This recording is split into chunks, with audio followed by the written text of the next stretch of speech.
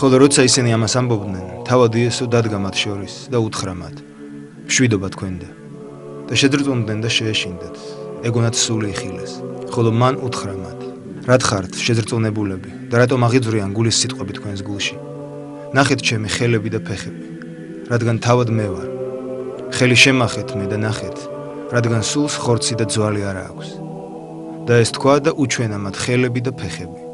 და როცა კვლავ ვერ ირწმუნეს, მათ სიხარულისგან დაუკვირდათ, უთხრა მათ იესომ: გააქვთ რამე საჭმელი აქ?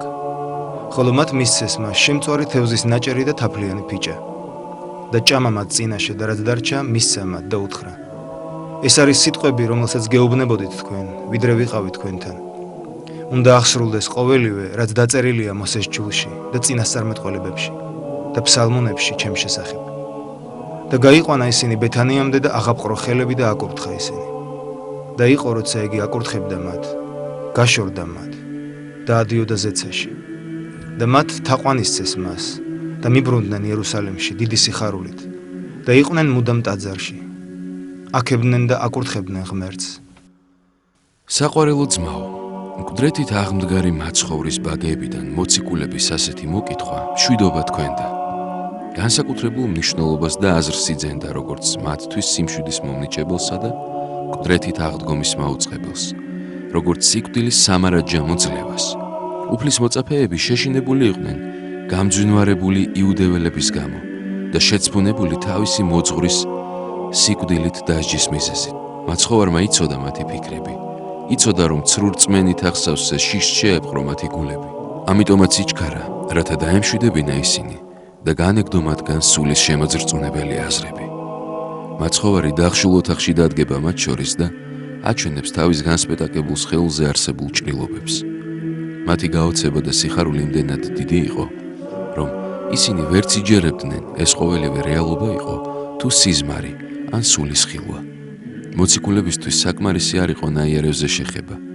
მათ დასაწინაურებლად მოითხოვა საჭმელი და მათ თვალწინ ჭამა შემწვარი თევზი და ფიჭიანი თაფლი, რათა ამგვარად მაინც დაეძლია მოწაფეთა ასეთი ურწმუნოება. შემდეგ კი განუმარტა და აუწყა ჭეშმარიტება, მისი სიკვდილი ჯვარზე, მკვდრეთით აღდგომა. შემდეგ ყოველი ადამიანისთვის სინანულისა და ცოდვათა მიტევების ქადაგება. ყოველივე ეს უნდა აღსრულებულიყო ღვთისგანგებულებით კაცთა მოდგმის ხსნისათვის, რომელიც ცოდვით დაცემის გამო სიკვდილს დაექვემდებარა. ყოველივე ამის შესახებ ცხადია ძველი აღთქმის წიგნებში წეწერა, რომელთა მთავარი მიზანი იყო მესიის მოლოდინი. მაცხოვარი ეუბნება მოციქულებს: ეს არის სიტყვები, რომლებსაც გეუბნებოდით თქვენ, ვიდრე ვიყავი თქვენთან. უნდა აღსრულდეს ყოველივე, რაც დაწერილია მოსეს ჯულში და წინასწარმეტყველებებში და ფსალმუნებში ჩემს შესახებ. მაგრამ ეს ისე არ უნდა გავიგოთ, რომ ქრისტე მოკვდა და მკვდრეთით აღდგა იმიტომ, რომ ძველი აღთქმის წმინდა წიგნებში დაწერილი იყო ასე. არამედ პირიქით, რაც იყო ღვთისგანგება და ნება, ის უნდა აღსრულებულიყო და ის წინასწარ ეუწყათ წინასწარმეტყველთა პირით ებრაელებს. ქრისტე უნდა განკაცებულიყო, ვნებულიყო და აღმდგარიყო, რაც აღსრულდა კიდეც მაცხოვრის მეშვეობით. შემდეგ უფალი იესო ქრისტე აკურთხებს მოციქულებს იქადაგონ ყველგან მისი სახელით სინანულისა და ცოდვათა მიტევების შესახებ. ეს კი იმას ნიშნავს, რომ ცოდვათა მიტევება და სინანული აუცილებელი პირობაა იმისთვის, რომ გახდე ღირსი ამ ქვეყნად ქრისტეს მეუფებაში, ეკლესიაში შესასვლელად, რომ ადამიანის ბუნების, კაცობრიობის გამომსყიდველი, შეწირული მსხვერპლი უკვე მოტანილი იყო და ამიტომ ახლა მთელი მსოფლიო ქრისტეს მეუფებაში უნდა მოწოდებულიყო.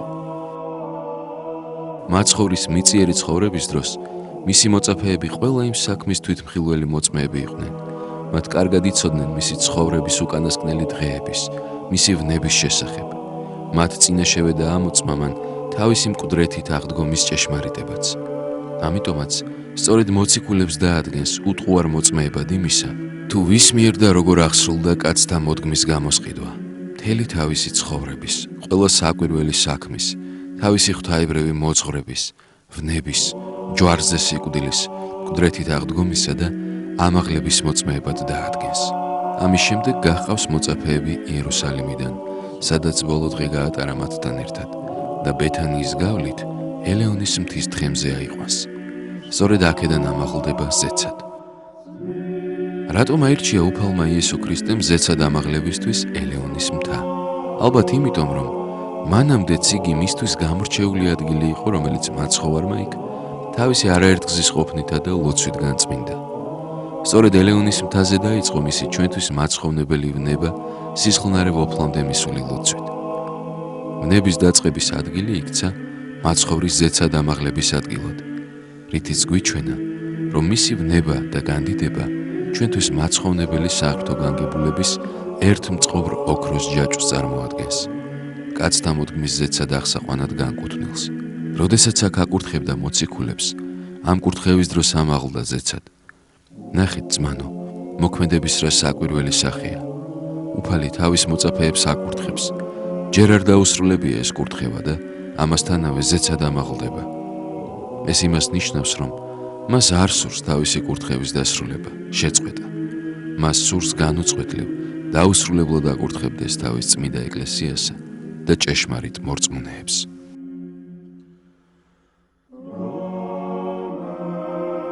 ზეცად ამაღლდა და დაჯდა მამის გვერდით. ქრისტეში ადამიანის ბუნება განეხმრთო. ნეტარი თეოფილოქტე შენიშნავს. ეს ისე ჩანდა, რომ ქრისტე ზეცად ამაღლდებოდა, მაცხოვარი კი თავად სათაშინა ამაღლდა წინამორბედად ყოველთა, რათა თავისი წმინდა სხეულით წარმდგარიყო მამის წინაშე. ამაღლების შემდეგ მოციქულები დიდი სიხარულით ბრუნდებიან იერუსალიმში. საყვარელო ძმაო, შეხედე რამხელა ნუგეში დაუტოვა თავის მოწაფეებს უფალმა იესო ქრისტემ. აღუთქვა მათ ნუგეშინის მცემლის მოვლინება. მაშინ მოციქულებმა თაყვანისცეს მას და დიდი სიხარულით მობრუნდნენ იერუსალიმში, აქებდნენ, ადიდებდნენ და აკურთხებდნენ ღმერთს. რას ნიშნავს საყვარელო ძმაო მოციქულთა ასეთი სიხარული? ისინი საყვარელი მოძღვრის ხილვას მოაკლდნენ. მრავალი მტრისა და განსაცდელის გარემოცვაში დარჩნენ მარტონი. მათ კარგად ახსოვდათ მაცხოვრის სიტყვა, რომ იქნებოდნენ როგორც ცხვრები მგლებს შორის, იქნებოდნენ მოძულებული და დევნილი სოფლისაგან.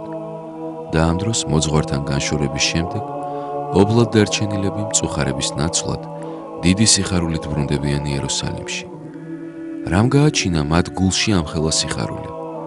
ასეთი სიხარული იგრძნეს იმ აღთქმის გამო, რომელიც უფალმა მისცა მათ.